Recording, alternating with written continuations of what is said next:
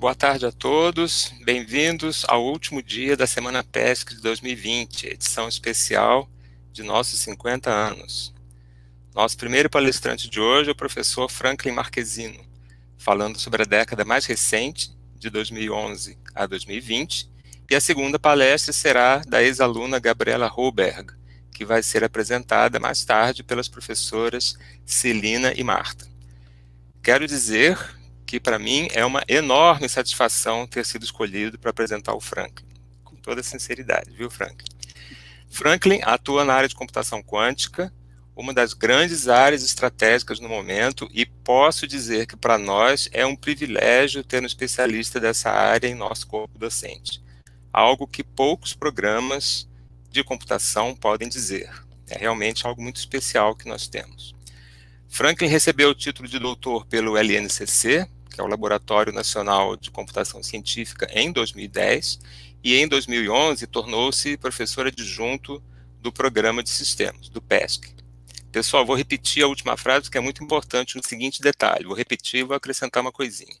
Em 2011, tornou-se professor adjunto do PESC aos 26 anos, tá certo? Não é pouca coisa, é um feito, na minha opinião. Incrivelmente, mesmo tendo começado tão cedo e tendo tido uma carreira relativamente curta até agora, Franklin já acumula destaques suficientes para que eu possa pular todos os indicadores numéricos de praxe e falar apenas de 4 destaques, que dizem muito bem quem é o Franklin e todo o potencial que ele tem. Vamos aos destaques. Destaque número 1. Franklin recebeu o Prêmio CAPES de Tese de 2011 por sua tese de doutorado, na área interdisciplinar. Um ótimo começo, na minha opinião. Destaque número 2.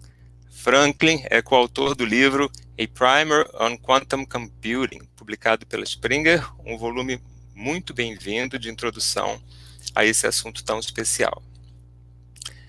Destaque número 3. Há poucos meses, no programa, nós tivemos a alegre notícia de que ele havia sido convidado a integrar o corpo editorial do periódico Theoretical Computer Science, que, como todos sabemos, é um importante e tradicional veículo no campo da computação teórica. O destaque número 4 talvez venha com uma surpresa um pouco inesperado, porque nós temos o Franklin, a imagem dele, como uma pessoa de um perfil predominantemente teórico, mas a verdade é que ele também tem um lado com viés mais prático ao integrar-se com a comunidade científica internacional da qual ele participa. Por conta disso, tornou-se recentemente um dos chamados advocates do kit de desenvolvimento de software da IBM, conhecido como Qiskit, que é voltado ao desenvolvimento de software de código aberto para aplicações quânticas. Eu lembro que a IBM é um dos líderes nas tecnologias de hardware e software quânticos.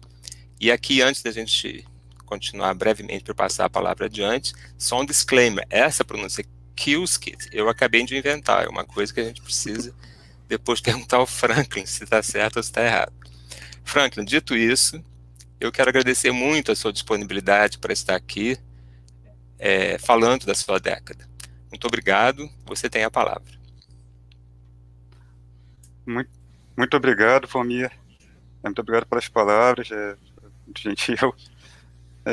Para mim é uma honra apresentar aqui nessa Semana PESC, né? Eu já apresentei em edições anteriores da Semana PESC, mas eu confesso que dessa vez o peso da responsabilidade é bem alto, né? Porque eu vou falar numa edição histórica, né, da Semana PESC, né? O PESC completando 50 anos, então é um marco, né? Um momento muito especial para o nosso programa. E eu vou falar sobre as impressões de toda uma década, né? Então, eu queria, né, falar de forma que representasse também os colegas que entraram ao longo dessa década. Então, para preparar a minha apresentação, eu consultei os meus colegas, né, o pessoal que entrou também junto comigo ao longo dessa década, e então eu considero que foi bem mais difícil preparar a apresentação de hoje do que seria para eu falar sobre computação quântica, por exemplo, né? Então, começando, né, o Valmir já me apresentou de forma bem melhor do que eu próprio conseguiria me apresentar, né? Então, agradeço ao Valmir, né, pelas palavras. Então, eu terminei o doutorado em 2010, né, no Laboratório Nacional de Computação Científica. Entrei no PESC em 2011. O coordenador à época era o professor Chechel. Tive uma recepção excepcional, uma recepção muito calorosa quando eu entrei. A minha adaptação foi muito boa, né, ao programa, porque nós temos realmente assim, um ambiente de trabalho muito bom no PESC. Então, fui muito bem recebido pelo próprio Valmir, pela Celina, pelo Maculan, então, pelo pessoal da secretaria. Então, é um ambiente de trabalho muito bom que nós temos. Somos privilegiados nesse sentido. Então, eu vim trabalhar com computação quântica no PESC. Tive apoio total, né, para conduzir as minhas pesquisas nessa área, né. Hoje, né, a computação quântica é uma área que está muito em evidência, né, e já tem alguns resultados práticos que são até surpreendentes, né. Mas na época que eu entrei, né, quase 10 anos de atrás, o cenário era bem diferente. Na computação quântica era uma área é, totalmente teórica, e mesmo os mais otimistas, né, como eu próprio, né, nós acreditávamos que ainda ia demorar muito para nós termos computadores quânticos reais que pudessem ser utilizados. Hoje, né, nós vemos a área evoluindo bem mais rapidamente do que nós imaginávamos. Então, é uma área que realmente está sendo, enfim, está recebendo uma atenção muito grande, né, de vários departamentos. Mas o apoio que eu recebi no PESC foi bem antes disso, né, então tive um apoio muito grande. Então eu entrei, né, para a linha de algoritmos de combinatória, né, a linha que eu participo no PESC. Mas claro, né, que isso não significa que eu fique, minha participação seja exclusiva da linha de algoritmos combinatória. Na verdade, nós colaboramos com diversas outras linhas do programa, então isso é uma característica, né, do nosso programa, né, os professores, os alunos, eles participam em diversas, tem colaborações, né, em diversas linhas, né, então acho que é uma forma bem mais eficiente, né, bem mais eficaz de perceber isso, por essa rede de colaborações que está na página da Semana PESC. Então, quem está assistindo aí a apresentação pode depois, né, entrar lá no site da Semana PESC, você vai ver essa rede de colaborações. Então, isso fica bem evidente, né, como que as diversas linhas cooperam, né. Então, isso é uma coisa bem interessante, né, do PESC. Aqui nesse slide eu coloquei, né, as pessoas que entraram, né, os professores que entraram ao longo dessa década de 2010 até 2020, né. Alguns entraram, assim como eu, né, em fase relativamente inicial da carreira, né. No meu caso, o caso do Fábio Bottler, mais recente, né. Outros, né, entraram já com carreiras consolidadas, enfim, já vindo uma longa de um longo histórico de cooperação com pesca, no caso do professor Abílio, do professor Pedreira. Mas, enfim, foram esses colegas que entraram aí, indicados aí por ano de entrada, né. Então, o professor Toaci, Alexandre Assis, Pereira, Abílio, Rezende, Luíde, Fábio Bottler, Laura, Priscila, mais recentemente o Miceli, Diego, né. Então, eu consultei nesses colegas, né, e perguntei, né, o que que o PESC representa para cada um, né, deles, né. Eu já tinha as minhas respostas, mas eu queria ouvir também os meus colegas. E o interessante é que, de forma independente, né, todos eles respondendo de forma independente, responderam coisas muito parecidas, né. Então, e de forma parecida também com o que eu próprio pensava, né, do PESC, né. Então, essa é a visão que nós compartilhamos, né, do PESC como um dos principais centros de pesquisa em computação do país. Então, é uma referência em computação, é um programa de excelência em computação, um dos programas mais tradicionais em computação no Brasil.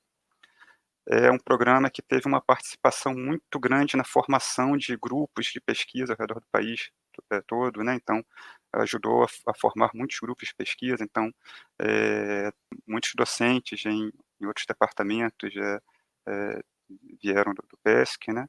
E eu diria assim que o programa funciona bem por ter uma equipe brilhante, né? E quando eu coloco uma equipe brilhante, eu me refiro a professores, alunos, técnicos. Então, esse time PESC, né, essa nossa equipe é, é, funciona muito bem, né? Então, em relação aos professores, nós temos uma diversidade de áreas muito grande, são professores de alta produtividade e, o que é importante, né, com uma excelente convivência, né? Então,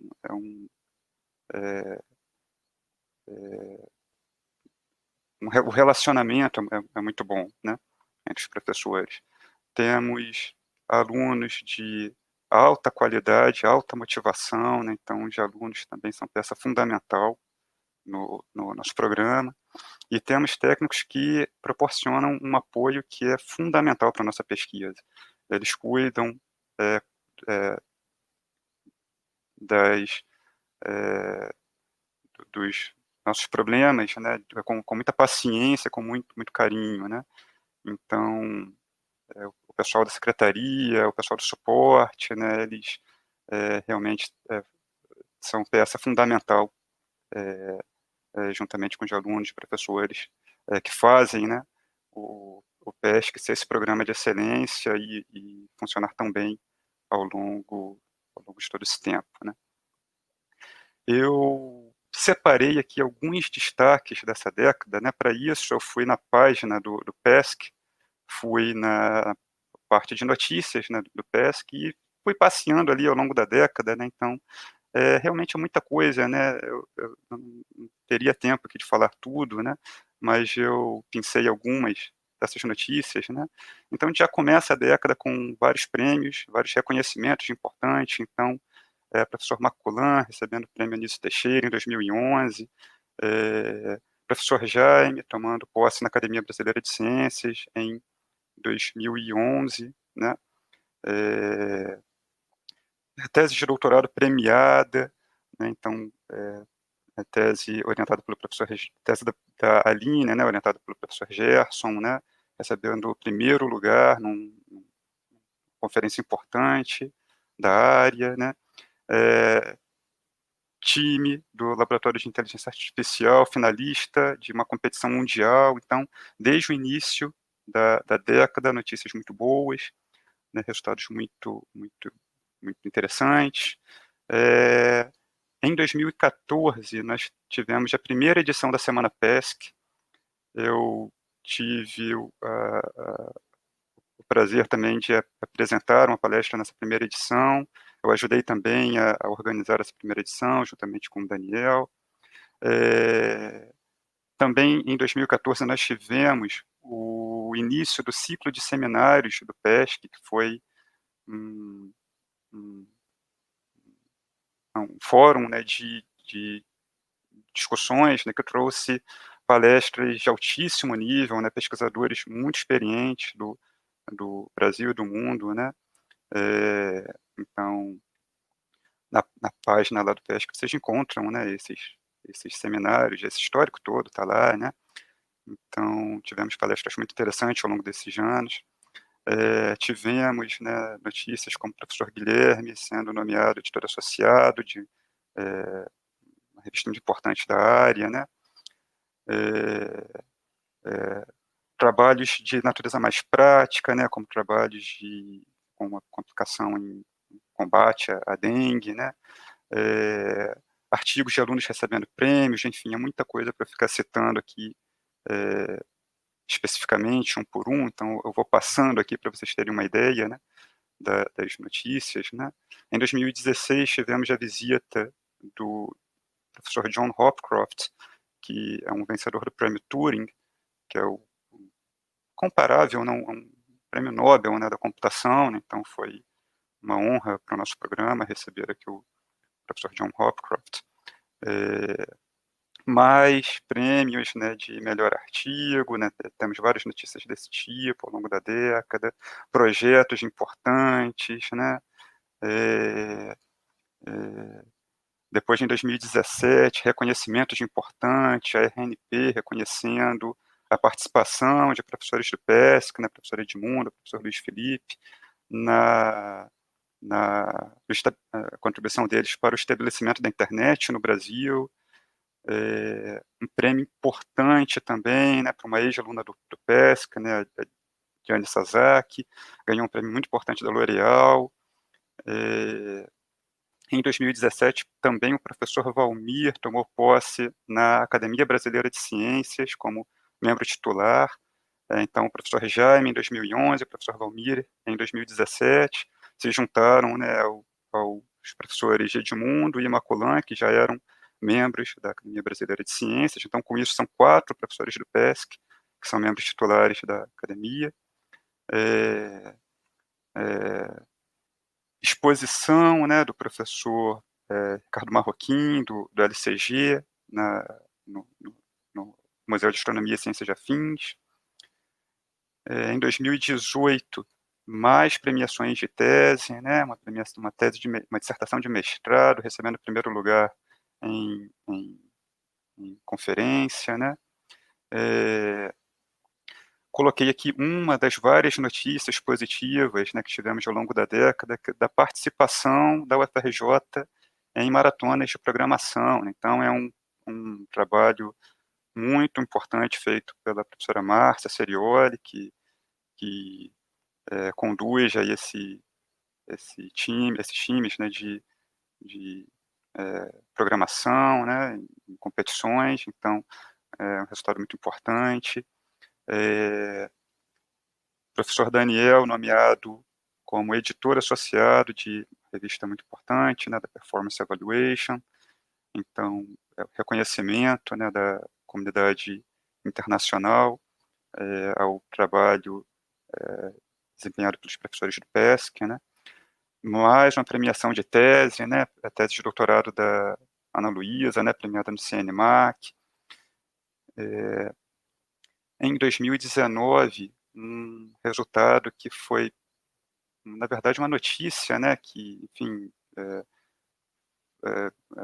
muito interessante, né, da tecnologia desenvolvida pelo grupo do professor Carlos Pedreira, né, para diagnóstico de leucemia, né, e linfomas, né. Então, é um software que é utilizado por mais de 50 países, né, então, um projeto muito bem sucedido, é um projeto realizado no âmbito do Euroflow, que é um consórcio constituído por 2 universidades, a maioria universidades europeias, na verdade, a única universidade fora da Europa, né, a participar desse consórcio é a UFRJ, né, por causa da participação do professor Pedreira, né. Então, uma notícia muito interessante. Tivemos ainda em 2019 o livro do professor Jaime recebendo um prêmio importante, né, o prêmio Elon Lages Lima, né, que é o livro de teoria computacional de grafos, né, que inclusive é utilizado em cursos, né, de grafos, né, do PESC. Mais notícias aqui outras notícias aqui de teses premiadas, dissertações premiadas. Então, notícias desse tipo nós temos várias, né, ao longo da década, né. Então, muitas das nossas dissertações de teses de doutorado são premiadas no nosso programa. E chegando já em 2019, né, um ano tão difícil, né, para todos, mas que ainda assim, né, foi um ano de tantas notícias positivas, né, para o PESC. Então, começando aí pela participação importante, né, do PESC na luta contra o Covid-19, né. Então, teve uma atuação aí muito forte aí do professor Guilherme, enfim, e toda, enfim, a equipe aí envolvida no combate, né, ao Covid. Tivemos também a notícia recente, né, da liderança, né, no Vacathon, então uma competição, né, uma maratona, né, de de inovação no setor de leite, né, que o FRJ venceu com uma equipe, com membros do PESC, mais um reconhecimento aqui, né, ao professor Maculan, que foi eleito Fellow do Informs, então foi uma honraria, né, muito importante, né, mais uma, né, para o professor Maculan, né. Tivemos também a notícia do professor Gerson sendo nomeado para o editorial board da revista Machine Learning, que é uma das revistas mais importantes de uma das áreas mais importantes da atualidade, né? Então, realmente é um reconhecimento muito importante, né? Eu próprio também tive a felicidade de ser convidado a integrar o editorial board da Theoretical Computer Science, então foi também uma notícia que me deixou muito feliz, né? Então, como vocês podem ver, são muitas notícias importantes e muitas coisas boas que aconteceram no nosso programa ao longo dessa década. E para o futuro, né, nós sabemos, né, que são muitos desafios que vêm pela frente, mas é importante, né, continuarmos nesse trabalho para manter a excelência, continuar, né, como uma das referências, né, um dos líderes, né, em pesquisa em computação no Brasil. Para isso, né, é importante, né, continuar tendo uma participação forte, né, na graduação, sabendo, claro, né, que temos essa vocação, né, para pós-graduação, então temos que ter esse foco, né, na pós-graduação e pesquisa. É importante também, né, continuarmos, né, tendo diálogo com outras áreas do conhecimento, outros setores da sociedade, com empresas e com outros parceiros que podem contribuir, né, e que podem reforçar, né, essa, essa participação do PESC, né. Então, é isso. Quero finalizar com, mais uma vez, né, agradecendo à comissão organizadora pelo convite. Para mim, uma honra, né, falar aqui hoje para vocês, né, e deixar, então, os parabéns ao PESC, que venham muitos anos pela frente, né, então, 50 anos são aí o início e certamente virão aí muitos anos de sucesso e de excelência pela frente. Muito obrigado mais uma vez e parabéns ao PESC. Muito obrigado, Franklin. Adorei a sua palestra. Muito bom esse trabalho arqueológico que você fez. De fato, foi uma década de muitas conquistas e a gente não pode deixar que as más notícias que acontecem de vez em quando façam sombra sobre isso, né? Foi uma década muito boa, realmente. Não só por tudo que você falou, mas pela entrada, em especial, de tantas pessoas talentosas que se vieram se juntar a nós. Tem algumas perguntas.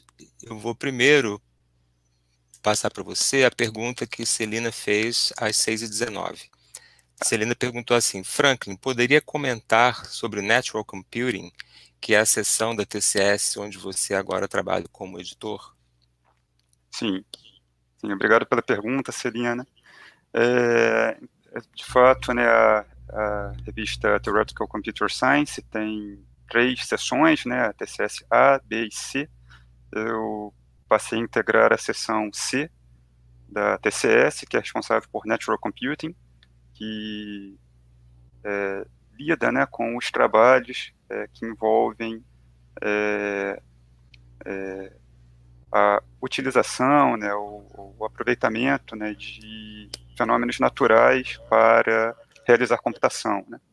Então, um exemplo seria DNA Computing, por exemplo, ou Quantum Computing, né, que é o meu caso, né. Então, a minha participação na TCS é mais voltada para computação quântica, né, que se enquadra justamente nisso que eu falei, né. Então, a gente usa, né, a gente aproveita, né, os princípios da mecânica quântica e tiramos vantagem disso, né, para fazer computação de forma mais eficiente, né.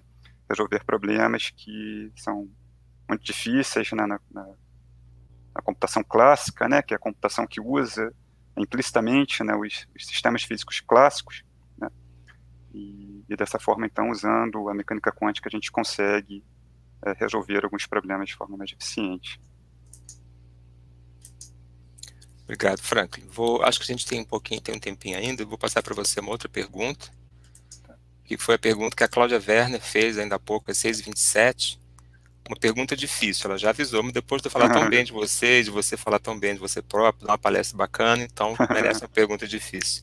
Que ações o PESC deveria fazer nos próximos anos para manter o seu nível de excelência? É realmente uma pergunta muito difícil. Eu te avisei. Bom, eu acho que a gente tem que continuar, né, com a participação forte, né, na graduação, né, atraindo bons alunos, né, e enfim,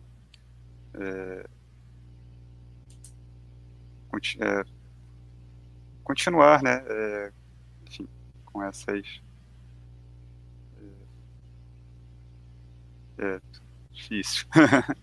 A gente tem trabalhado bem, né? Isso basicamente está dizendo, é só continuar com o pé no acelerador que está tudo bem. Verdade. Bom, a gente pode fazer mais uma pergunta e essa egoístamente eu vou tomar para mim, tá, gente? Desculpa, depois vocês podem fazer pergunta para o Franklin. Franklin, você trabalha numa área, por excelência, interdisciplinar. Sim. Então você está um pouco na fronteira da coisas teóricas da computação, envolvendo matemática discreta também, não só algoritmos, matemática discreta, mas também do outro lado, a física. Então uma coisa que você não consegue escapar, você está no meio dessas duas coisas.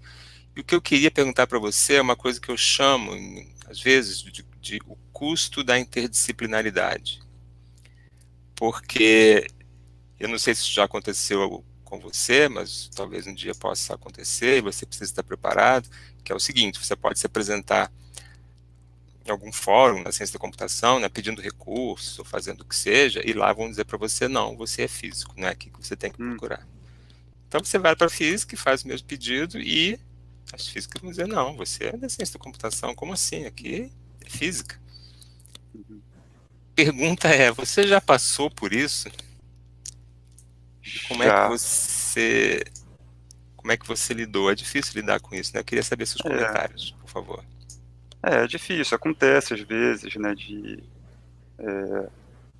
você submeter um projeto e quem avalia esse projeto olha, né, mas você publica muito em revistas de física, por exemplo, então você tem um perfil de físico, né,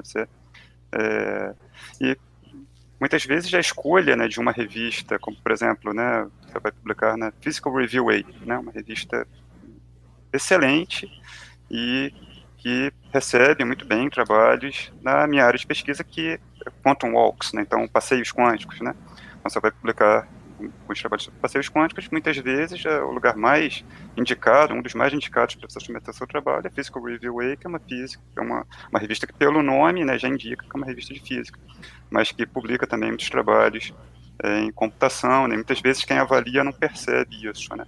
Então, isso que você falou, Valmir, é de fato, né, acontece, né, eu já percebi isso. Agora, como lidar com isso realmente é difícil, né, a gente torce para que, com o tempo, a comunidade perceba, né, que algumas áreas da ciência precisam, né, dessa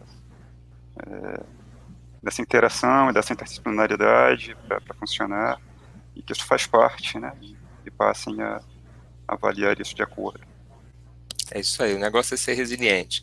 Franklin, para terminar, muitíssimo obrigado, desejo muito sucesso, que você tenha daqui para frente uma carreira tão legal quanto você tem tido desde o seu início de profissional, né, depois do doutorado. Muito obrigado.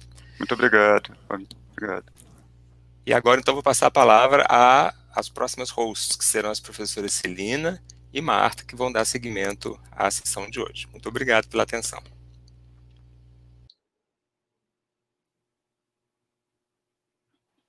Obrigada, Valmir. Valmir. Celina, então, obrigada, professor Valmir, e obrigada, Franklin, que falou tão bem sobre essa década mais recente do nosso PESC, 50 anos. Falou dificílima a seleção dos egressos, né, buscando a diversidade e também das atuações.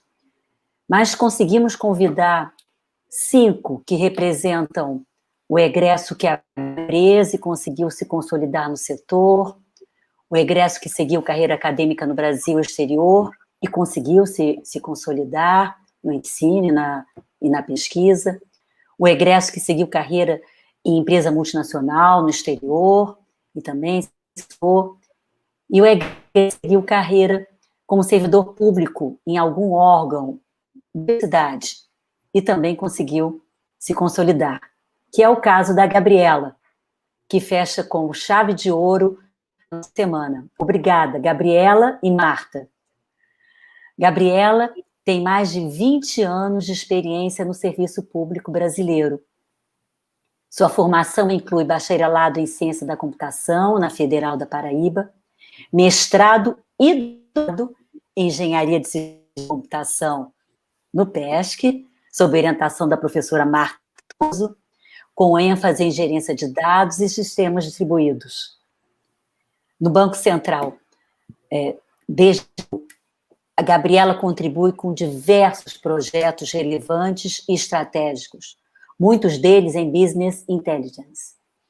Com o chefe do Gabinete de Governança da Informação do Banco Central, desde sua criação em 2013, lidera importantes programas de gerenciados com os dados abertos, o MDM, Data Management, gerência de dados mestre, e programas de qualidade de dados. Também liderou a iniciativa de blockchain da PIR, Plataforma de Integração de Informações das Entidades Reguladoras, para promover o intercâmbio de informações flexível e seguro entre reguladores do sistema financeiro brasileiro. Passo a palavra para Marta, autora da Gabriela no PESC. A professora Marta será a moderadora para a palestra. É com você. Obrigada, Celina. Eu fiquei muito feliz de saber que a Gabriela havia sido selecionada, né, para representar os egressos de destaque em iniciativas do governo. Então, é uma grande honra poder assisti-la falando, né, dessa nova etapa da carreira dela, super brilhante e consolidada, e poder saudá-la nessa comemoração dos nossos 50 anos, né. Então, falando um pouco mais do lado pessoal, né, ela é mãe de 2 meninas super queridas, e ela vem conciliando essas atividades de mãe, companheira, filha exemplar, com uma trajetória assim, de brilhantismo, criatividade, seriedade, com muita responsabilidade, características que a gente identificou logo no início da sua participação no programa, né?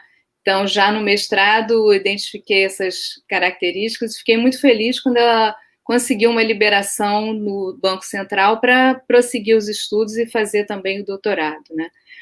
A Gabriela é uma pessoa que tem muito orgulho das suas origens, então ela sempre fala João Pessoa, do Cefet, da UFPB, e quando foi para a França, ela fez o doutorado de sanduíche no INRIA, em Paris, ela sempre falava, sou brasileira, estudo na COP, trabalho no Banco Central, então uma coisa que agrega muito, né? E essa personalidade gentil, doce, cativante, faz uma rede, ela consegue montar uma rede muito grande de amizade, de colaboração, e muita gente importante passa em Paris, e acabou que ela me apresentou para muitas pessoas durante um ano que ela passou lá.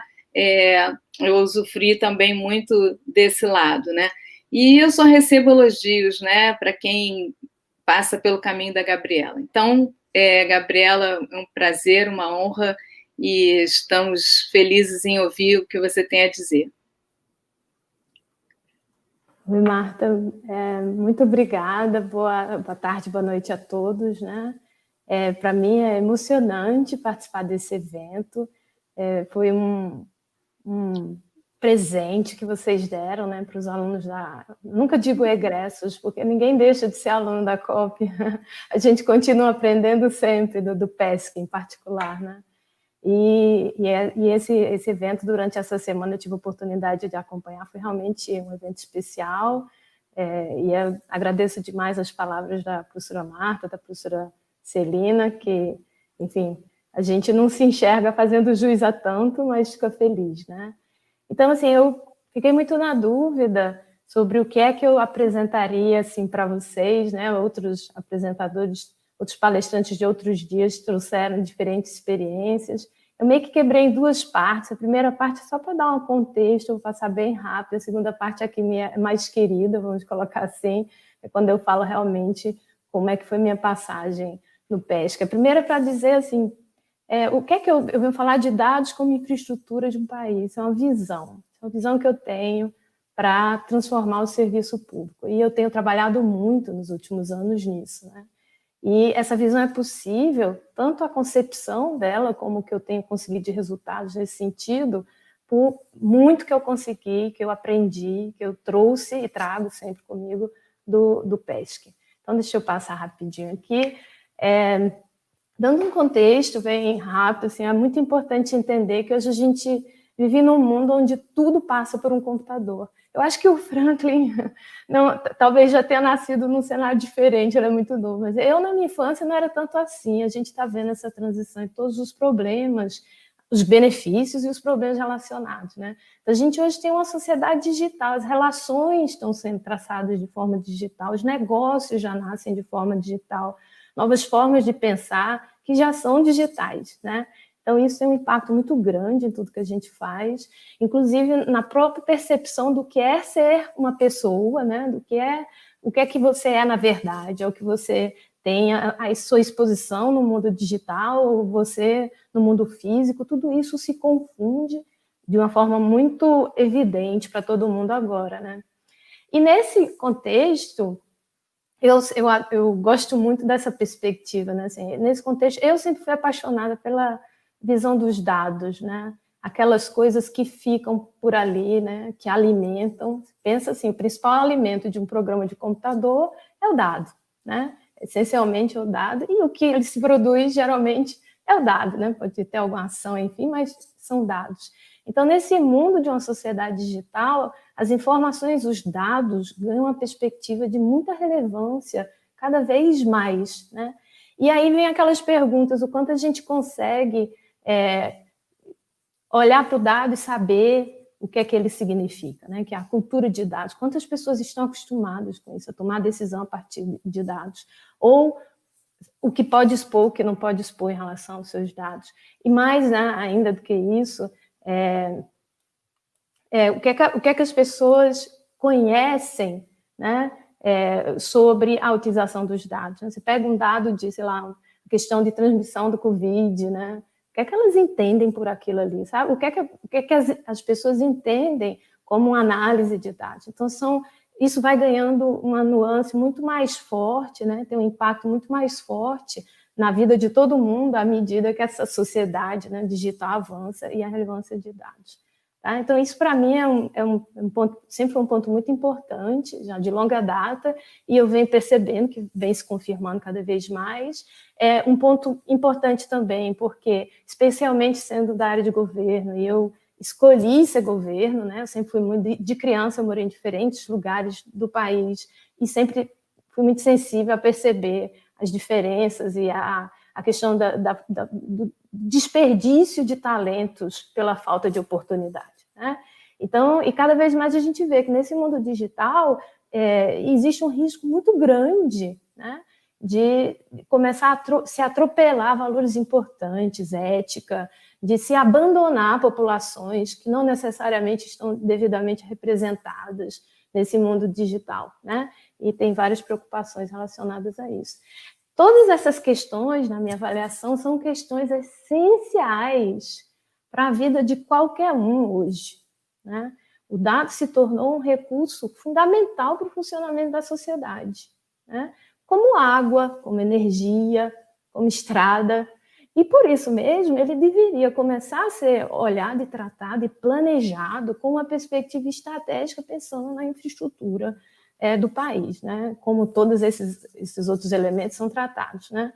Infelizmente, isso não é a realidade, né? Para a maior parte dos países. Tem a Inglaterra, um dos poucos que estão à frente nesse sentido, né? Mas eu entendo, em particular, acredito muito que isso é muito relevante.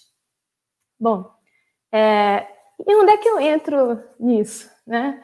Eu estou no Banco Central desde 2000, mas desde 96 eu estou no setor público. Eu comecei muito cedo no setor público.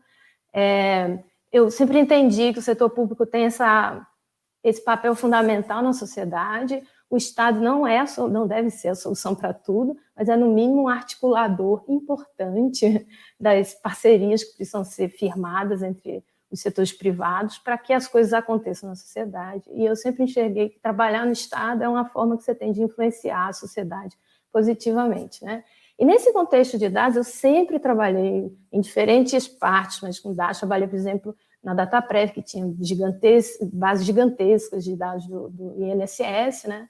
Então, quando eu cheguei no Banco Central, o Banco Central é um prato cheio para mim, porque é uma instituição que o que ela faz é essencialmente processar informações, né? O banco processa diariamente cerca de 1 bilhão de registros. Tem informações das diversas naturezas, como o regulador superior do sistema financeiro recebe um fluxo, aliás, vários fluxos de informações do sistema financeiro, de outros órgãos, enfim, do cidadão. E deve oferecer um produto disso com um valor muito importante para a sociedade, né? Que é o poder aquisitivo da moeda, né? Que bate em todo mundo. Então, assim, a gestão da informação no banco sempre foi reconhecida como crítica, essencial e estratégica, e a gente vinha testando diferentes modalidades nesse sentido da gestão de dados, mas em 2013 foi instituída uma política formal para garantir a governança dessa informação. Chama de governança porque a governança é um elemento central para viabilizar todas as ações de gestão de dados com um alinhamento estratégico, né? Então, assim, tem várias questões relacionadas que não são necessariamente de governança, que seria dizer quem é responsável pelo quê, né?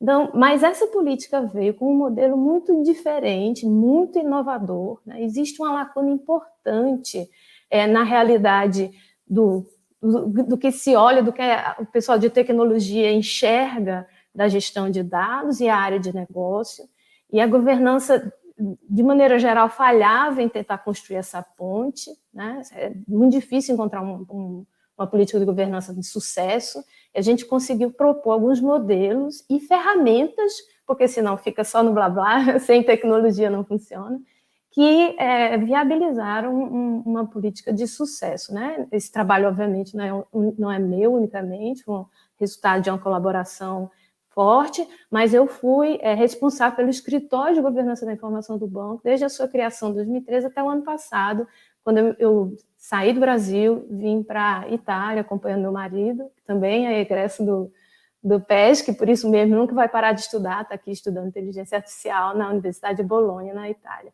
Tá? Então, eu tenho respirado isso há muito tempo, né? Há mais de uma década, e tenho trabalhado em cima disso daí. Com a implantação da política, e uma política que começou a ter resultados concretos, muito fortes, no sistema financeiro, internamente no banco, a gente teve a oportunidade de conversar com mais de 100 órgãos diretamente, fazendo apresentação para diferentes níveis de esfera de poder, estadual, municipal. Ou seja, a gente teve a oportunidade, porque esses são meios de troca, né, de enriquecer o conhecimento, o entendimento da gestão de dados nesse universo todo da esfera pública, né? E teve a felicidade de, em 2018, ter o reconhecimento de uma entidade autônoma que observa bancos centrais no mundo, concedeu ao Banco Central esse prêmio, né, o Central Banking Global Awards, como a melhor iniciativa de gestão de dados. Eu tive a honra, foi realmente uma oportunidade, porque esses prêmios geralmente são recebidos pelos diretores do banco, enfim, mas me deram essa oportunidade de ir lá em Singapura receber, e a sorte de ter recebido no dia 6 de setembro Era véspera de uma festa enorme que a embaixada estava fazendo lá, promovido por algumas empresas brasileiras, e o prêmio virou o tema da festa, tá? Essa foto até brincadeira, assim, virou realmente todo mundo muito animado com esse reconhecimento. Então, esse foi um prêmio bacana, um resultado. Como eu falei, essa política foi baseada em um conjunto de ações estratégicas, né, e de regulamentos, mas também de ferramentas que permitiram o avanço dessas ações e algumas inovações tecnológicas importantes nessa ferramenta. Um dos pilares dessa política foi o desenvolvimento da parte de transparência ativa do Banco Central. O banco lidera o programa de dados abertos do governo, né, desde o início. Né? A gente inovou não só em colocar dados, mas colocar dados de uma forma inteligente, enfim, utilizando recursos muito diferentes. A gente tem tido um retorno muito positivo em relação a isso. Uma coisa interessante que o banco sempre provocou, né, a sociedade, que não é só colocar lá a informação. A gente realizou concursos, a gente entende que isso é muito importante para motivar a turma jovem a se engajar com os dados. E a gente tem sentido, sempre que vai falar desse assunto, plateias, eventos com plateia cheia, né? A gente só vê crescendo o número de acesso ao site, ao nosso portal. Como a gente não ficou satisfeito com isso, né, avançou e levou a ideia da transparência aberta, não somente para o dado do governo, mas aquele dado que é regulado pelo governo. As instituições financeiras que são obrigadas a divulgar algumas informações para o público, se o dado aberto é o melhor formato, por que não também fazer com que elas divulguem esse dado? Então, para viabilizar isso, essa questão das informações reguladas, a gente teve que propor soluções com catalogação aberta, enfim, que foram bem interessantes, né, bem diferentes, e estão se mostrando, estão mostrando resultado, né, um retorno muito legal para o banco. Tá? Então, assim, por trás desse portal tem essa plataforma, que é uma ferramenta Olinda, e eu vou colocar uma coisa aqui, assim, vou passar rápido sem entrar em detalhe técnico, é que essa plataforma me faz pensar que no PESC eu não só aprendi a dar solução para problema, eu aprendi que muitas vezes é importante fazer a pergunta certa. Tá? Por quê? Na verdade, ela foi desenvolvida por uma equipe do Banco Central em Recife, mas um dia que, depois que eu estava batendo cabeça com todas as áreas do Banco Central, motivando para divulgar dados em formato aberto, e as pessoas diziam, Gabriela, beleza, eu estou convencido, mas e como é que eu vou colocar essa informação? Eu vou sobrecarregar o pessoal da TI pedindo para desenvolver sistema para colocar o dado, porque eu não aceitava que fosse simplesmente botar um arquivo lá, né? Tinha que ser uma coisa mais sofisticada, assim, a ideia. E aí eu liguei para o pessoal lá de Recife, tinha um pessoal que, enfim, pessoal que vinha de universidade também, com a formação muito boa, né, de pós-graduação, com a formação muito boa, e disse, olha só, publicar dado não deveria ser toda vez desenvolver um novo sistema, né? Como é que eu consigo fazer isso de forma simples, né? E, enfim, a gente teve algumas discussões, eles vieram com uma das soluções mais bonitas que eu já vi nessa questão de dados abertos nos últimos tempos, e eu já li um bocado a respeito, né? Esse é um software que a gente, no Banco Central, já foi tomada a decisão, vai ser aberto, o código da plataforma Linda vai ser aberto, e que tem trazido muitos resultados positivos para o governo. Em cima dela, aí eu pude explorar, né, assim, em cima dessa coisa que saiu no âmbito de dados abertos, mas pode ser aplicado de toda forma, eu pude aplicar toda a bagagem que eu trazia da época do doutorado para desenvolver, que foi a plataforma essa que a professora Celina mencionou, que é uma plataforma que usa tecnologia blockchain, que foi pioneira, botou o Banco Central no mapa do uso de blockchain, não só com ativos financeiros, mas com informações, né? E que usa a tecnologia de uma forma bastante diferente, né? Até inovadora. Foi outra solução que a gente teve, por exemplo, a oportunidade de apresentar no Centro de Estudos Avançados em Finanças, que é um fórum muito especial, né? Fui lá apresentar em Mumbai, entre outros fóruns, né? E está sendo considerado agora até como inspiração para se definir uma rede brasileira de blockchain, isso é uma arquitetura que vai ser usada lá na frente. Então, assim, antes de entrar na minha segunda parte, né, a parte que é mais querida, né, tem esse tema que não é diretamente relacionado ao meu trabalho, mas que, para mim, assim, porque diz respeito a você olhar assim, a invisibilidade que certos grupos podem ter simplesmente porque não são considerados nos dados, na proporção de políticas públicas, né? E aí eu participei de um programa que tem essa perspectiva de gênero, um programa de desenvolvimento de lideranças femininas que a Universidade de Colômbia colocou no Brasil. Eles selecionaram 20 participantes de quase 200, né? Pessoas que ocupassem posição de liderança, e esse é um assunto que eu acho que merece bastante atenção, né? E a gente tem que olhar, especialmente o governo local, e a dificuldade de adquirir informações. A gente viu no Covid, a crise que foi, e quando você não tem informação, a gente tem que ter formas mais ágeis de criar fluxos de informação com qualidade e de fazer isso chegar, mesmo quando você tem um município que não tem capacidade técnica, vamos dizer assim, de lidar com aquilo ali. Bom, então isso é só para dizer, assim, essa é a minha visão, né? A visão que eu tenho, minha missão, vamos dizer assim, que eu tomei para mim profissional, e que eu tenho tido a felicidade de ver muitos resultados no avanço para construir essa visão, para concretizar. Hoje, por exemplo, eu participo do Comitê Central de Governança de Dados, da Secretaria de Governo Digital, assim, como convidada, estou sempre conversando com o pessoal lá, tentando como uma consultoria, vamos dizer assim, para avançar na questão de gestão de informações do governo, da administração pública de maneira geral, também da Estratégia Nacional de Combate à Lavagem de Dinheiro, à corrupção e à lavagem de dinheiro, né? Enfim. Mas isso começou no PESC. Eu digo que, assim, nem digo que começou antes, eu tenho bagagem de antes, mas começou no PESC. E eu gosto de colocar que é muito importante ter essa noção clara, que o PESC é um centro de excelência internacional, mas com esse nacional bem forte, tá? O PESC, meu sotaque já diz, né, como a Marta falou sempre, o PESC, eu não sou do Rio, né?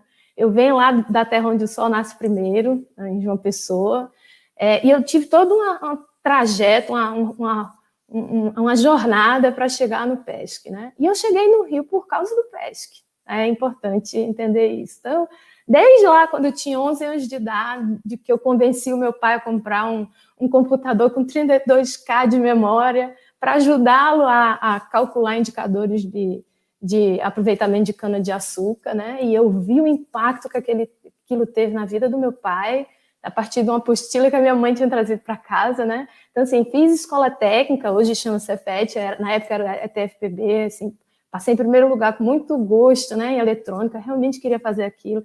Fiz a UFPB com iniciação científica, uma boa parte, até eu ganhei o prêmio Jovem Pesquisador no último ano de iniciação científica, fui para a UFPE fazer mestrado, tá? E aí, ontem, eu achei muito interessante que o professor comentou, né, que às vezes acontece alguma coisa, né, o professor Protti, né, o Fábio Protti comentou, às vezes acontece alguma coisa na vida do aluno. Eu conheci um cara fantástico, me apaixonei completamente, né, e aí me casei, e quando a gente chegou da lua de mel, ele tinha lá uma proposta de trabalho para o Rio. E eu não queria muito ir para o Rio, não, mas ele chegou e disse, você já viu o que tem lá no Rio? É o lugar, é a universidade onde tem aquela professora que você ficou encantada lá no SBBD. Tá? E aí, lembrando que, além disso, eu ainda trazia uma bagagem de trabalho, trabalhei na Dataprev, na época eu trabalhava na Dataprev e na Telpa, né? Então, assim, e a gente foi para o Rio, né? E eu tive a sorte, 2, 3 meses depois que eu desembarquei no Rio, eu fiz a seleção e entrei. O mais interessante disso tudo é que minha história não é uma história singular. Quando eu cheguei no PESC, eu conheci várias pessoas que tinham uma história assim, pessoas que tinham sido sempre dedicadas, curiosas, estudiosas, que iam atrás e que deixaram a vida para trás, os amigos, a família, deixaram um pouco de si para trás, pela oportunidade de viver a experiência no PESC. Isso é muito especial, né? Então, isso é uma força muito grande. Então, o PESC não é só um centro de excelência, é uma rede de excelência que, assim, ultrapassa muito, né, as paredes ali, ou mesmo o núcleo das pessoas que compõem o programa, né? Então, acho que é muito importante entender isso, o impacto que isso tem na vida da gente. Eu coloco, assim, alguns, né, são os principais, nós temos vários colegas, né, os irmãos Montone, a Catarina, o Pablo, enfim, muitos foram para a universidade. E essa rede não é só de gente que vem de outro lugar, né? Que essa rede é muito rica, com as pessoas feríssimas que são do Rio e do entorno do estado, do Rio de Janeiro, até pertinho, né? Então, assim, essa é realmente uma rede especial. Estou botando aqui mais os meus contemporâneos, né? Com quem eu tive a honra de conviver no PESC, tá? E aí, imagina, você recebe todo esse pessoal querendo trabalhar, disposto, tendo deixado um monte de coisa para trás e que chega, e aqueles que estão ainda no Rio, né? E todo mundo com a expectativa muito grande no PS. Como é que você mantém essa expectativa, né? Então, eu entrei na linha de banco de dados e quando eu cheguei, assim, eu queria trabalhar com a Marta. Era simples assim. Logo que eu entrei, comecei a fazer disciplina, procurei a Marta e disse, Marta, assim, para mim, passavam fogos de artifício quando ela passava perto, assim, né? Tinha fogos de artifício. Eu fui na Marta e disse, Marta, eu faço o que você quiser, me diga o que é que você quer que eu faça, eu quero trabalhar com você. Porque eu tinha visto a Marta, tudo que ela... a forma como ela trabalhava e se colocava, né, em defesas de mestrado, que eu tive a oportunidade de olhar, e a forma como ela discutia qualquer argumento, como foi em algum simpósio que eu tive a oportunidade de ver. Então, para mim, era realmente um outro nível de trabalho. Eu vinha de um nível muito alto, na Carolina Salgado, lá em Recife, né? E quando eu pensei, não, eu não vou para nada menos, né? E a Marta, realmente, assim, foi uma aposta, porque quando você aposta no relacionamento, né? Um pouco isso, mas foi uma aposta muito feliz e enfim, eu tenho a gratidão do mundo todo. E o mais legal é que quando eu cheguei lá, eu olhei para o programa, tinha professores, assim, a composição do programa era impressionante na linha de dados. Porque tinha o Jano com aquela experiência incrível, a visão de dados não convencionais, e o Chechel com tudo que ele trouxe do CERN, e aquela coisa de desenvolver novos sistemas, novas ideias usando a internet, a web, né? O Cláudio Esperança que falava, eu fiz a disciplina daqueles índices espaciais e visualização de dados, isso em 99, gente. Agora esse troço está na moda, mas isso em 99, né? Quando eu comecei o mestrado no PESC. E depois, né, ainda entrou o Zimbrão, que também capacidade muito aplicada e com resultados muito interessantes. Então, assim, era uma equipe incrível, e eu não posso esquecer, o pessoal de apoio fantástico, a gente tinha a nossa secretária, né, que era a Pátia, a Patrícia, e tinha o pessoal, a Cláudia, enfim, o Júlio do laboratório, era um apoio muito importante, tá? Então, assim, eu fiz mestrado entre 99 e 2001, né? Tive a oportunidade de publicar, foi um trabalho sobre modelagem de custo, processamento de consultas em base de objetos distribuídos. O resultado foi aceito em uma conferência internacional, e a Marta me deu a oportunidade de ir lá apresentar esse trabalho, foi muito bacana, né? E isso despertou em mim, foi assim, quando eu cheguei no PESC, eu já tinha esse gosto por dados, mas era um negócio muito mais voltado para a técnica, para a tecnologia, vamos dizer assim, mas de uma forma muito ingênua, eu vou dizer. E a Marta me abriu os olhos para entender que dados têm custo, é um ativo fantástico, você não vive sem, mas ele tem um custo, né? E descobrir qual é esse custo é muito importante, né? Quando eu terminei o mestrado, eu voltei para o Banco Central, enfim, dei contribuições em áreas lá. Gosto de dizer que o PESC sempre, né, assim, ao longo de toda a minha carreira, eu consegui parcerias. Então, assim, eu fazia muita propaganda do pessoal do PESC, né, os colegas que eu conheci estão atrás de trabalho, então tive a oportunidade de trabalhar. Quem me substituiu quando eu saí para o doutorado foi o Robson, que foi um colega de mestrado. Então, assim, e o Marcelo também trabalhou um tempo lá na Ambima, que faz um consórcio com o Banco Central para manter o Selic. E depois eu tive, assim, realmente a oportunidade, não a sorte, né? Eu tive a oportunidade, o Banco Central me deu e a professora Marta me aceitou para fazer o doutorado. Trabalhei com otimização de sistemas descentralizados, que era essa materialização de documentos XML ativo. E foi quando eu me dei conta que tratar dados exige estratégia. Se vocês pensarem em tudo que eu falei no início, né? Assim, isso foi o que foi construindo em mim a noção do que é a gestão de dados e a relevância que a gente tem isso para tudo que se faz hoje em dia, tá? Além da publicação principal, eu tive a oportunidade de ter várias colaborações, de entender diferentes perspectivas do problema que eu estava tratando, com o Humberto, que foi um colega nosso, com o meu marido, o Nicolas Ruberg, com a Daniela Pereira, que é uma pessoa fantástica, e também com a Fernanda Baião, aliás, essa eu volto só para falar. Aqui, assim, durante o meu mestrado, a Fernanda, assim, foi uma parceira incrível. Ela fazia doutorado e eu utilizei a técnica, toda a metodologia que ela tinha de fragmentação de objetos, né? Eu utilizei para poder fazer estimativa. Então, foi muito legal. E aqui no doutorado ainda tive a surpresa a alegria, né, de trabalhar com a Vanessa Braganholo, que é outro profissional excelente. Então, mais um exemplo que o PESC consegue atrair profissionais de primeiríssimo nível interessados em compor, né, e fazer parte desse centro de energia, né, que é o PESC, tá? Também tive, durante o doutorado, a oportunidade para trabalhar com Sérgio Abtebu, era considerado o número 1, né, o grupo número 1 em pesquisa em banco de dados na Europa, era a Disneylândia de quem trabalha com dados lá, foi realmente uma experiência muito rica, né, e daí eu também entendi que é colaboração, senão você não consegue realizar nada, ou pelo menos nada, né, com a qualidade dentro do tempo esperado. Então, saí dali, voltei para o banco, ainda trabalhei um tempo, tanta propaganda que eu fiz do banco para os colegas, alguns entraram para o concurso, né, e que foi ótimo, porque você ter pessoas que saem do serviço, que chegam no serviço público com uma boa formação é fantástico, porque você consegue desenvolver coisas muito mais interessantes, né? E aí eu vou, já fechando, vou contar assim, a história de um diploma de doutorado. Quando eu voltei do doutorado, eu estava lá trabalhando com o pessoal e buscando coisas interessantes para fazer. E um dia me liga um colega do Banco Central que tinha voltado do doutorado em Manchester, na universidade lá de Manchester, na Inglaterra.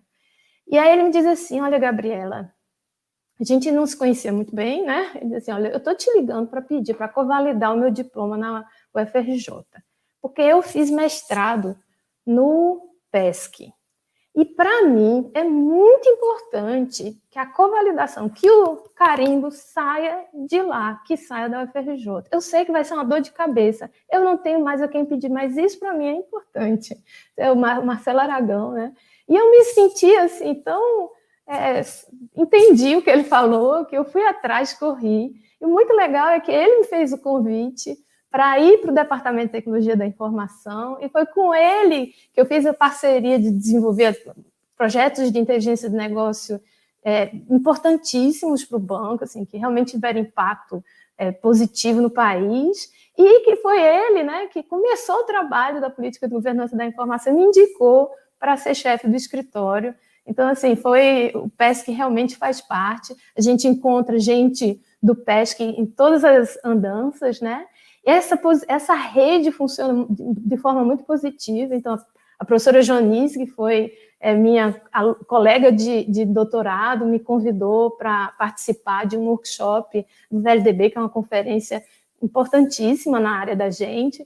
Esse convite me deu um contato que me levou para o Dagsto, que é um fórum extremamente qualificado, onde eu pude apresentar um outro trabalho, que foi o trabalho de blockchain, né? E desse fórum eu fui parar num outro workshop do VLDB, então isso cria um ciclo virtuoso fantástico, né? E aí eu tive a honra de ser convidada no ano passado para dar a aula inaugural do programa de pós-graduação. A Maria Luísa me disse que eu fui a primeira pessoa de fora da academia a dar uma aula inaugural no programa. Isso me deixou assim emocionada, né? E o convite veio da professora Jonice. E aí, no ano passado, meu marido, a gente já tinha essa ideia de oferecer às nossas filhas a oportunidade de vir fora, e ele queria estudar muito inteligência artificial, foi aceito aqui na Universidade de Bolonha, com o apoio da Marta, né? E eu saí. E aí a alegria que eu tenho, né, que eu deixei como responsável do escritório, né, o Luiz Gustavo Berno Lopes, que foi aluno da Cláudia Werner, aliás, Cláudia Werner, Gerson Zaverucha, então, assim, todos os professores que faziam do programa, o Valmir, a Celina, todos que faziam do programa muito especial, criavam aquele clima que realmente, assim, a gente aprendia por osmose, né? Então, eu deixei, o Luiz hoje é o meu chefe, eu continuo trabalhando remotamente, né? E estou fazendo um trabalho fantástico, parceiro de todos os resultados nesse tempo. Era isso, passei do tempo um pouquinho, mas gostaria de fechar só, vou voltar para cá, com um agradecimento especial à oportunidade, mais uma vez, né? E o reconhecimento de como o PESC é um centro que atira as pessoas. Tá? Ontem eu vendo a palestra do professor Henrique Cook e mandei, será que não tem uma vaga de pós-doc lá com ele? Entendeu? Assim, as pessoas querem participar do PESC, né? E o PESC é um pouco de todos nós que já participamos, já frequentamos o programa e levamos a excelência que ele fomenta para onde dá certo, né? Obrigada, pessoal. Obrigada, Gabriela. Fiquei super emocionada. Muito bacana o seu depoimento. Está cheio de elogios aqui. Não vai dar para falar tudo, mas depois você vai olhar. Queria destacar o elogio do professor Nelson Maculan, nosso professor emérito, né? Colocou fortalecer a democracia, o trabalho principal da doutora Gabriela Ruberg. E temos uma pergunta do professor Carlos Pedreira, 6h49. Ele deu os parabéns e queria saber o quanto que o Bacen está usando de inteligência artificial e o quanto que ainda tem para avançar nessa área. Tem muito para avançar, né? Sim, muito obrigada pela pergunta. Eu acho que hoje todo mundo usa inteligência artificial. O banco, nessas análises todas, né? Assim, a gente lida com volumes gigantescos e tem uma forma de desenvolvimento de análise muito descentralizada. Em tese, toda a área do banco, cerca de 40 unidades, né? Pode desenvolver análises. E tem já vários times trabalhando em N assuntos. Por exemplo, reconhecimento de ilícitos e tudo mais. Então, assim, times com diferentes níveis de maturidade, mas o assunto ainda não tem tanta maturidade. A gente teve um laboratório para incentivar isso, que a gente chamou de LIA, Laboratório de Inteligência Artificial, e a ideia é que a gente consiga amadurecer. O que eu olho isso? Que, assim, a perspectiva que a gente olha no escritório é que inteligência artificial tem N aspectos que precisam... que chamam a atenção, ligam os flags, né? Um deles é a questão da proteção da informação, a outra questão da própria gestão da semântica, dos modelos, do que é aquilo, tá? Porque esse modelo de inteligência artificial é que nem Grêmio, né? Joga um dadinho ali, bluft, multiplica o modelo, assim. E o que isso significa? A gestão de tudo isso, a governança disso, a gente tem se questionado bastante, né? Assim, mas tem muito campo de atuação. E o que eu acho importante dizer, né? Muita oportunidade, que a gente tem um programa de pós-graduação, de chamar alunos que se tiver professor interessado nessa área de sistemas financeiros, né? De investir nisso daí. Faz parte de um dos temas de interesse do Banco Central, do programa de pós-graduação.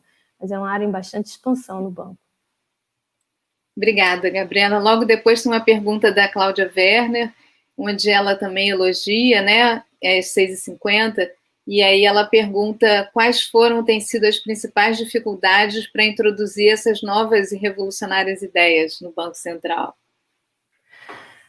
As dificuldades são inúmeras, né? E eu digo assim, das duas perspectivas, que eu digo, tanto acadêmica quanto serviço público, porque são dois setores que sempre se olharam com uma relação meio consumerista, né? Assim, o setor público eventualmente chamava, contratava a academia para algum produto e vice-versa. E quando tem os infiltrados, né? Assim, o assunto fica diferente.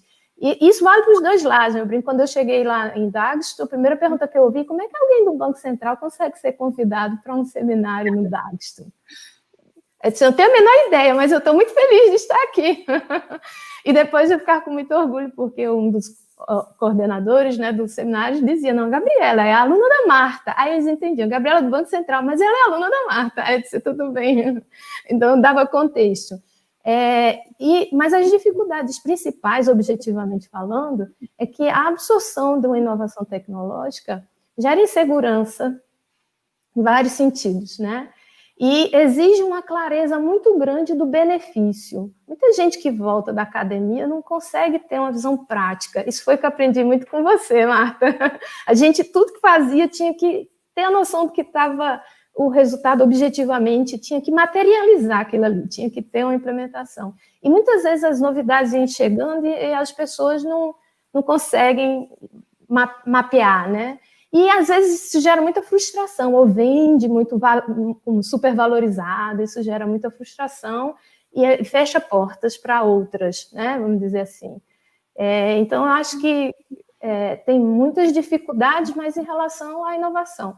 Isso eu estou falando na esfera federal, porque quando a gente pensa em uma esfera local, aí entra a questão de falta de qualificação, entra falta de recurso, entra, enfim, a agenda de trabalho insana. Uma coisa que eu realmente digo que, se eu disser, me arrependo um pouco, né? Eu deveria ter tentado fazer diferente, era escrever. Uma dificuldade enorme produzir artigos formais, tendo essa agenda, porque você não pode publicar, o processo de aprovação é do tamanho do mundo, as informações são sensíveis, enfim, mas tem diferentes dificuldades nessa linha, né?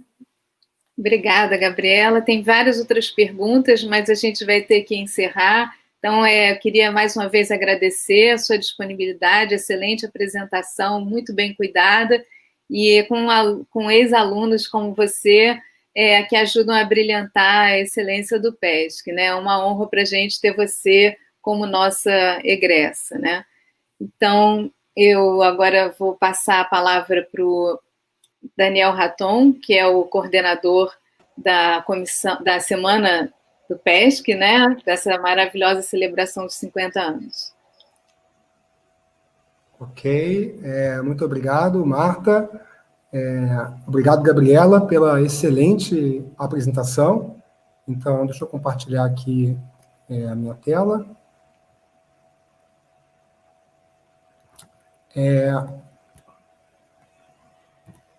Ok, então eu sou Daniel Raton Figueiredo, eu sou professor aqui do PESC, e eu sou atual coordenador acadêmico do PESC, e nós estamos chegando no fim da Semana PESC, então eu vou fazer um breve encerramento da semana, com algumas das reflexões que eu construí ao ver os meus colegas aí darem esses depoimentos incríveis, né, sobre as suas trajetórias, e ver esses egressos todos maravilhosos, como bem disse a Celina, cada um seguindo uma carreira diferente, dando palestras incríveis.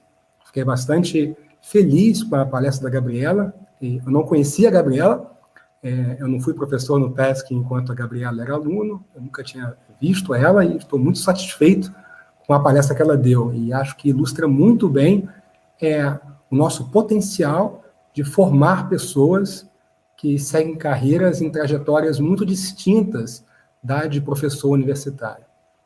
Bom, nós tivemos 5 dias essa semana, e eu vejo esses dias como uma ópera de 5 atos.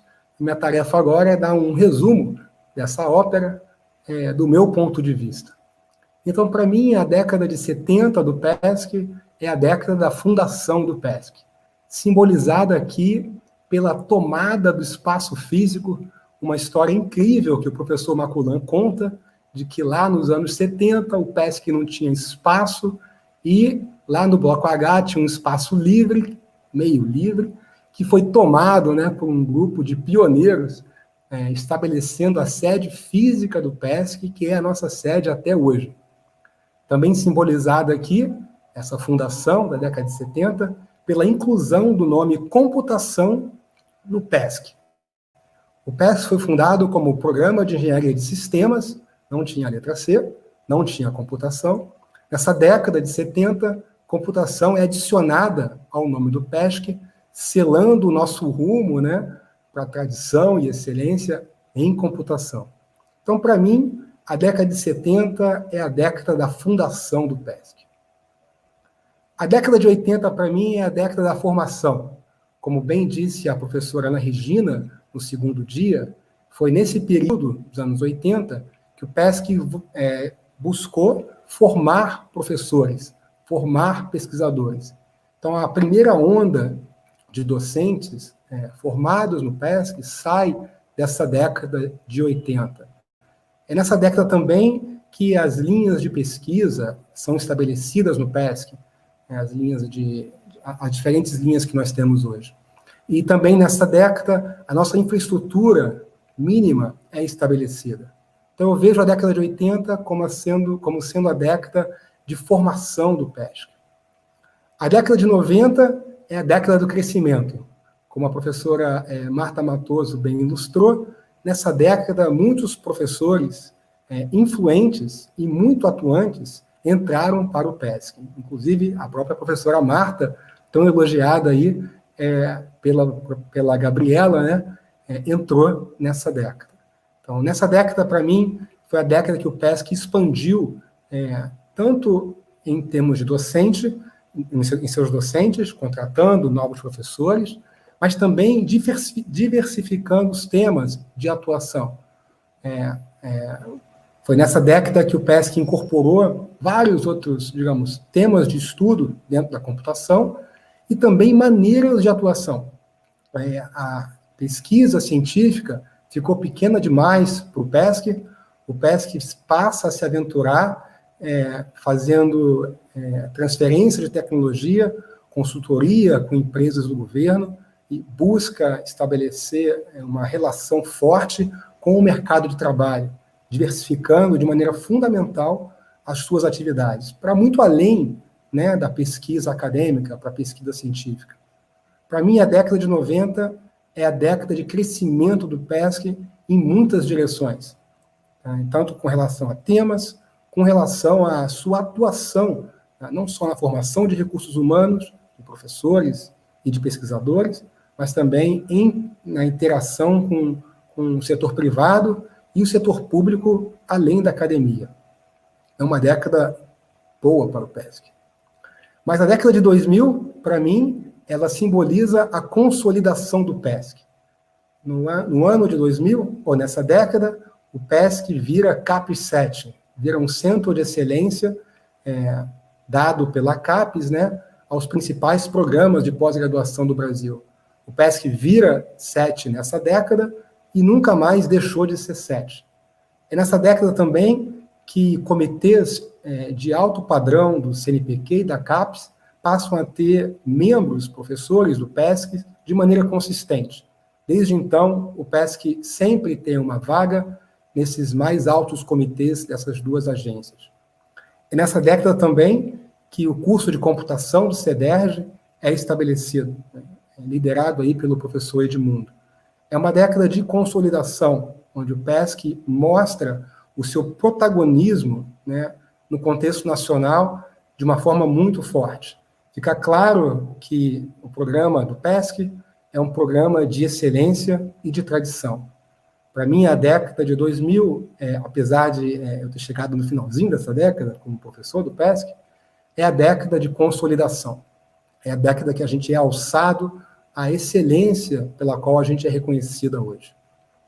Bom, a década de 2010, para mim, é a década da nostalgia, porque é a década que eu ouço muito os professores falarem: antigamente, aqui no PESC era assim, era assado. Ou, na minha época, isso aqui era diferente. Um certo sentimento nostálgico por parte dos professores. E uma interrupção de algumas das nossas tradições, algumas por causa de aposentadoria de docentes e de funcionários. Um exemplo aqui que simboliza essa nostalgia é o famoso bolinho da Solange, que nós não temos mais, e essa interrupção aconteceu nessa última década.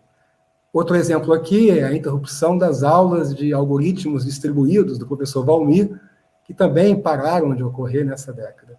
Então, para mim, 2010, essa década, é a década da nostalgia. Bom, olhando para frente, né, para mim, a década que está abrindo agora, a década de 2020, será a década da reinvenção. O PESC vai precisar se reinventar para superar os desafios. Como bem disse o Franklin, os desafios para o futuro próximo são grandes e a gente vai precisar se reinventar para superá-los. Os dois principais desafios, na minha opinião, é a rápida evolução da computação. A computação está mudando cada vez mais rápido, expandindo em cada vez mais direções. A computação é a interface hoje com todas as áreas do conhecimento, e isso não vai diminuir, só vai aumentar. E a maneira como a computação é feita também está mudando muito.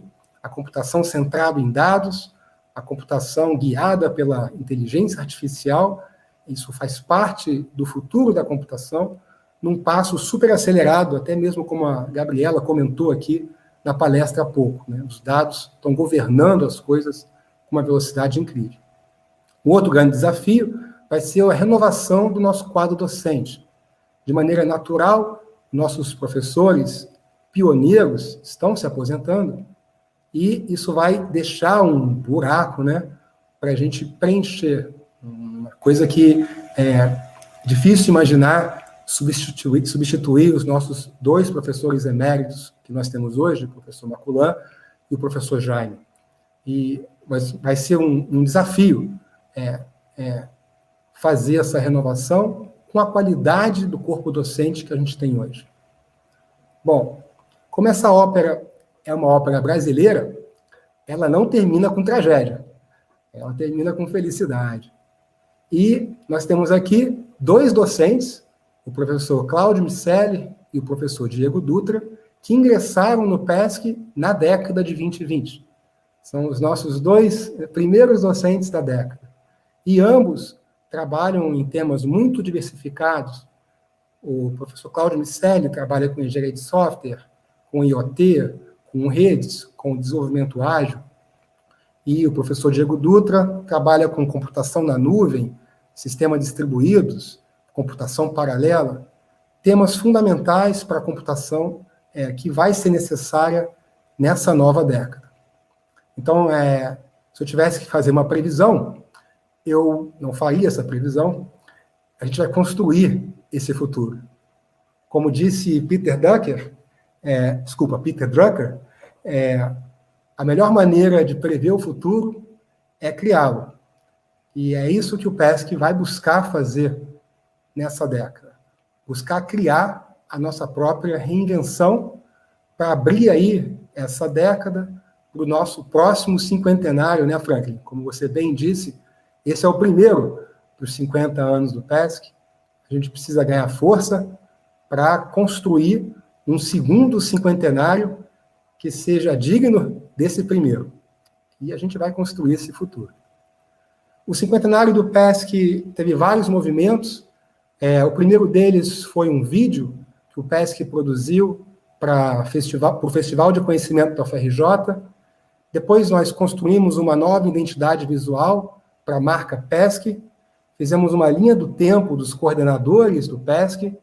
E essa linha do tempo eu gosto muito, porque meio que codifica a história do PESC na fita de Turing, a colaboração acadêmica docente do PESC, que alguns professores mostraram aqui, e, claro, né, esse evento ápice, a Semana PESC 50 anos, que está concluindo hoje. Mas isso tudo, na verdade, é um grande prelúdio para a festa que vai de verdade acontecer ano que vem. A gente ia fazer uma festa grande esse ano, mas, né, quis a natureza aí que nós tivéssemos todos isolados, cada um nas suas casas, mas a festa não foi cancelada, a festa de verdade foi só adiada. Então, ano que vem, certamente, estaremos comemorando em loco, de maneira segura, assim permitindo, o nosso cinquentenário. Chegou a hora dos agradecimentos. É claro que várias pessoas contribuíram para tudo isso que eu falei aqui. A Semana PESC foi organizada pela professora Celina, a professora Cláudia e por mim. Toda a parte visual, os design e a arte foram construídas pela Priscila e a Natália. O apoio técnico e logístico foram feitos pelo Ricardo, o homem do sorteio, o Gabriel, que está operando o estúdio, e o Francisco. Eu quero agradecer também aos palestrantes e aos moderadores pelas excelentes palestras, excelente moderação. que nós vimos essa semana. E, por último, agradecer ao público participante, alguns que nos assistiram aqui ao vivo todos os dias dessa semana. Sem o público, nada disso aqui faz sentido. Esse festival, né, a Semana PESC, é uma forma que a gente tem, que o PESC tem, de se mostrar para o público. E, né, uma das vantagens dessa pandemia é a gente estar fazendo isso tudo de forma virtual, o que permite alcançar pessoas que a gente não alcançaria. Então, é muito bom ver nossos ex-alunos de vários lugares, né, do Brasil e do mundo ligados aqui nas nossas palestras essa semana. Por último, eu não posso deixar de agradecer o nosso Super GHT, que são palavras do nosso professor emérito Maculan. Super GHT remete ao nosso coordenador, Guilherme Horta Travassos. É assim que o Maculan se refere a ele. O Guilherme incentivou e apoiou de maneira total todas essas nossas iniciativas para celebrar os 50 anos do PESC. É claro que ele queria muito que isso acontecesse de maneira remota e nos incentivou e nos empurrou a construir tudo aquilo que a gente está vendo aqui hoje.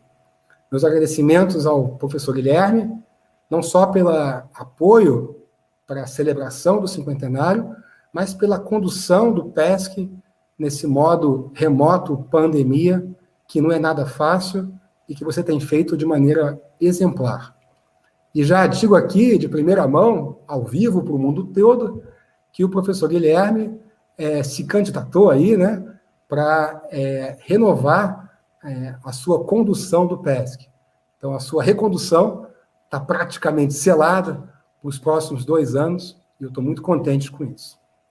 Bom, é tudo isso que eu tinha para falar, para fazer o encerramento. Não saiam correndo, porque lá vem o Ricardo com o sorteio. Ricardo, é com você.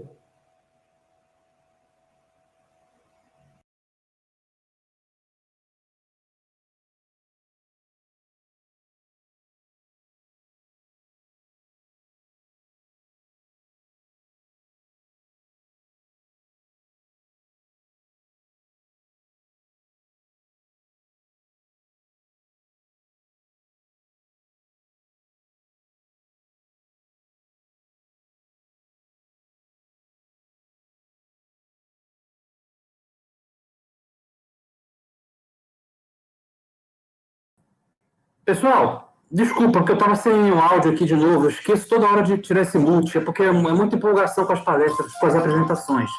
Deixa eu tirar aqui. Então, como eu estava dizendo, é muita empolgação com as apresentações, porque são exemplos de pessoas, de alunos que passaram pela gente, que mostram seus belos exemplos aí, como é que estão. Então, que isso sirva de incentivo para todos os alunos que estão no momento, passando, estudando, vendo as dificuldades, continuem, vocês serão bem-sucedidos, o PESC está aqui para isso. O pessoal da secretaria sempre está procurando ajudar, fica feliz quando vê alunos que se tornam professores na iniciativa privada, são muito alegres. Mas vamos ao que interessa, vamos lá ao nosso sorteio, porque hoje é o último sorteio, né? Que nós temos, foram 5 direto, já coloquei o nome de todos aqui na nossa roda da fortuna, vocês que preencheram a ficha, então vamos lá. Primeiro nome para ganhar a camisa polo e um kit bonito do squeeze metálico aqui em comemoração de 50 anos. Primeiro nome, Vinícius Cavalcante. Deixa eu anotar aqui para não esquecer, tudo certinho. Removido da lista. Segundo nome da noite,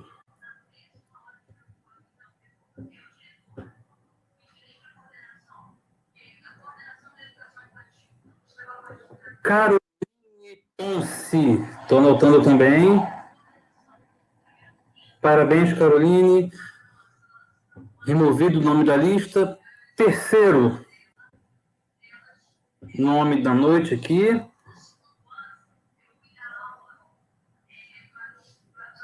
Opa! Mônica Ferreira. Parabéns, Mônica. Vamos lá. Removido. quarto nome de hoje. Vamos lá, tá torcida, hein, pessoal? Vamos lá. O Xiao. Parabéns, Xiao. Removido da lista. Último nome. Vamos lá, na torcida nessa sexta-feira 13. Nada de azar, hein? Não existe isso, não. Deixa o gatinho preto em paz. Fernanda Lima. Pessoal, tem o e-mail de vocês. Está anotado aqui. Segunda-feira, que hoje é sexta-feira, 7h30. Segunda-feira eu mando comunicado para todos, falando como é que a gente pode resolver isso aqui, onde vocês estão separados. Então, boa noite, mais uma vez obrigado. Visitem o PESC. Estamos aqui, tudo normal. Obrigadão, pessoal.